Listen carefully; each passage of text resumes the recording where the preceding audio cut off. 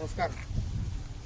ഇത് നമ്മളെ ചീവേനി പള്ളിപ്പാറ മുക്കട പാലം. നല്ല സ്റ്റൈല് സ്ഥലമാണ്.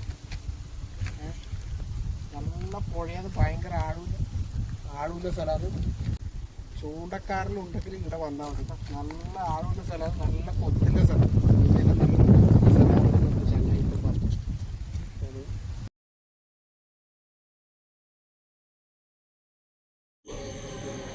ഇത് നല്ല സ്റ്റൈലും സ്ഥലമാണ് കേട്ടോ. ചീമേനീൻ്റെ മനോഹാരിത എന്ത് രസമെന്നൊക്കെ.